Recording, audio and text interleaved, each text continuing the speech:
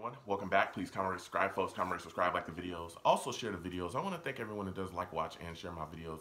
You folks are the absolute best. Listen, folks, there's a link tree down below. Has a link to all of my YouTube pages. Please go down there, subscribe to all of them, turn on your notifications so that when I post content, you folks will be in the know. It also has the links to all of my social media as well. Please follow me across my social media. Talk to me. I'll talk back. I love going back and forth with folks about this, football team and everything. So please, follow me and hit me up there. Also, I want to thank everyone for, coming on the show. I did a live stream. We watched the Rams game, the Jets game against the Rams, together. And we had a live radio show after it. A lot of passionate takes back and forth. So I want to thank everyone for joining me. I'll just continue that going forward. So, and again, happy holidays to everyone and Merry Christmas to everyone's families as well. Going forward with that put to the side, I'm here to talk to you folks today about the Jets beating the Rams. 23-20. Let me tell you something. I'm just going to go by the sides of the ball because I want to talk about the defense first. And so the defense was phenomenal. Phenomenal today. I was so shocked with the way that they came out and played. Quentin Williams, for me, dude, he looked like a man amongst boys out there. He did miss, time. We know he left the game and went to the locker room. And I hope he's okay. But when he was out there on the field early, whoa, he was pushing guys out the way. He got a sack early, which really set the tempo for us. The defense was physical. I'm talking early, very, very physical. They pushed the pocket quite a bit. I was really surprised that we were getting pressure on Goff just using our front. Fatukasi was missing for this game. So guys like Nathan Shepard had, made some big plays as well. He had a sack in this football game. John Franklin Myers, all these guys. Luvu was rushing. He put some pressure on Goff before. They were in the backfield making plays when they were trying to run. I'm talking about guys were all in Rams players' faces all day. This was a super physical Jets front. And I was just shocked by it. I didn't think that we would come out so on fire again. We're playing the Rams. We're against them. It's a really good football team. They're 9-4. They're Super Bowl contender. Well, now they're 9-5, but they're a Super Bowl contender. These guys are pushing to make a playoffs. They have a great coach, offensive coach. And the Jets came out and said, no, we're tired of hearing it. We're gonna smack these dudes right in the mouth. And that's exactly what they did defensively. I was also impressed by the secondary. Wow, the secondary play was pretty good.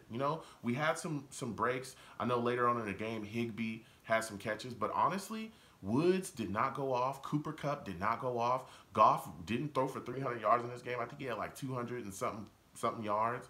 It wasn't a lot. This secondary played extremely well and put us in a lot of great positions to make, put us in a lot of great positions offensively because they got a turnover by Hall, who played extremely well in this football game. I was very impressed by the young rookie cornerback Hall. Very impressed by him today. Very impressed, thoroughly impressed.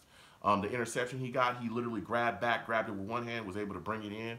Again, he was very solid in coverage. Like, this kid could be something going forward, seriously. He's a guy that is looking like he could really be part of our building blocks as we continue to try to figure this thing out and become more of a complete football team. We might have found ourselves, a very solid corner. I don't want to put too much on him. I don't want to say he's the number 1 or number 2 yet, but we may have found ourselves a very solid corner late in the draft. Marcus May played extremely well in this game too. He had a game-saving play, actually, technically like almost a game ender. For us as far as, getting the ball back and then into the game. He was able to tip it away. But Marcus May was all over the place today. All over the place. He almost had an interception, too, in this football game. Almost, but he, couldn't get to it. But let me tell you something. He played phenomenal. You look on that defense. Is there anybody you looking to re-sign? It's got to be Marcus May. You got to bring him back. You got to. Played like one of the best safeties in the league today. Seriously. And everyone knows how much I love Marcus May, and I'm very hard on him when I don't feel like he plays up to his potential or when he just doesn't play well, because I think that he has great ability, and today he showed that. He's continued to show that. He's had a lot of great games this year, but today he really put his stamp on this game too with a game-saving knockdown. He was all over the place in coverage. He played very well today. Bless Austin. I don't want to talk too negatively because we did get a great win today, but Bless Austin was very up and down in this game. He had a lot of He has some solid tackles, but he also had some really stupid penalties. And that was another thing with this game that really annoyed me as far as the Jets team. I think we had 6 penalties for 61 yards. A lot of the penalties were in critical spots where we allowed the Rams to extend their drive, and Bless Austin had some pass interference calls. I think he had one face mask call that extended their drives. So I wasn't necessarily happy with him, but he played decently as well. But he's got to clean that up, man. We've got to clean that up as a whole. We also got a block punt in this game as well, which was phenomenal to see the special teams come out and step up. Even talking about the special teams, Ficken was 3 for 3 today, so he looked good. I was very, very excited about the defense and the production from the special teams, because that block punt really set us up as well offensively. To go to the offense, this is where I wanted to go. Let me tell you something. Sam Darnold played extremely well today. He was dealing. And I know that a lot of people, are very upset with this win because they feel like it puts us out of, contention for the first pick, or, some people wanted to move on to Trevor Lawrence and all that, It is what it is there. Let me tell you something. Sam came out and wheeled and dealed. And one of the things that I was so extremely happy about with him, and everyone knows I love Sam, but I call it how I see it, and I keep it fair across the board. I love that he did not come out today and play hero ball. He just took what was there and let the rest be what it was.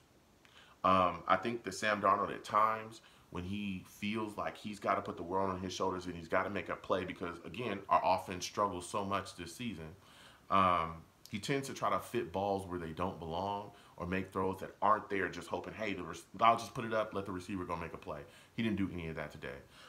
There was a lot of pressure put on him as well. Mekhi Becton particularly played pretty well at left tackle today. He was folding Aaron Donald all over the place. He pushed him back on the goal line, all that stuff. But let me tell you something. The rest of the O-line had issues. I mean, whoa. There was a play where Aaron Donald literally swam over our right guard. I don't know, and the guy, literally, he just cleared the guy and was running at Sam full speed. And it was like, what the hell is going on around here? But let me tell you something. Sam escaped pressure a lot in this football game. He actually had one beautiful throw early in the game where he was escaping pressure, ran away from his left side, was rolling to his right, saw Braxton Berrios, and I mean, it was a dime. He threw it on a rope straight to Berrios, and Berrios dropped it. I think Sam was like 22 for 31 today. He had 200-something yards. He had a TD, but honestly, he should have had more, and he should have had another TD as well if Braxton Berrios had not dropped that. Sam Darnold was very efficient today, very smart, and put us in a lot of great positions. And I love the way that he played today. Again, no hero ball. He played clean, no turnovers, and he escaped pressure like 1,000 times in this game. Used his feet to extend drive, used his feet to get first downs in this game. I really love what I saw out of Sam Darnold, and I really want to continue, to go forward seeing that. And I think when we get the right coach in here, if we go on with him moving forward, which I, would like to see, if we get the right coach in here, I'm telling you, this kid is going to he's going to show up and show out. I truly, truly believe that. But comment down below and let me know what you folks think about that. The running game I thought was decent. Frank Gore, who secured the game for us with a first down catch from Sam Darnold, they ran him like crazy yet again. He had 23 carries.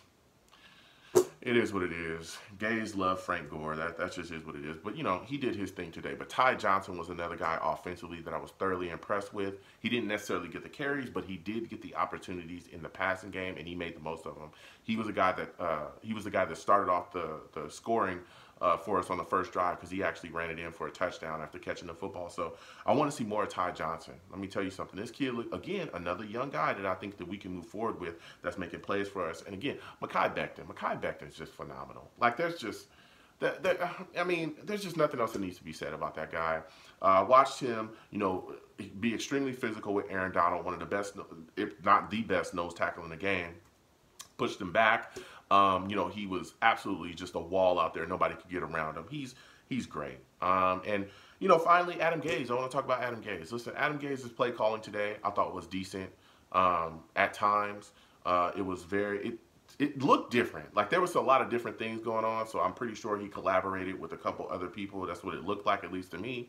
But there were times where his play calling was horrific. I'm talking about bad. Before the half, he was calling a lot of really bad plays. He almost gave the game away late in the game with some more bad play calling. But, you know, that's Adam Gase. He'll be fired at the end of the season. It is what it is. But I do want to give him his kudos for, you know, some of the good play calling, particularly early, that really set things in motion for us. But he, you know, we're still finding the same issues with him where there's just lulls up and down within his play calling. So salute to him, you know, and goodbye at the end of the season. So I want you folks to comment down below. Let me know how you folks think about this Jets win. What are you thinking about the situation that the Jets are in now? How do you feel about Sam Darnold? What are your thoughts about his play? How do you feel about our running backs, Ty Johnson, Frank Gore? What are your feelings about this defense? Quinnen Williams, Nathan Shepard, Marcus May, Hall, Bless Austin. How do you feel about that? How do you feel about the Jets getting this win today? How do you feel about the team as a whole? I want you folks to comment down below because I want to hear from y'all. Love going back and forth with everyone. So you folks have a good one. Peace.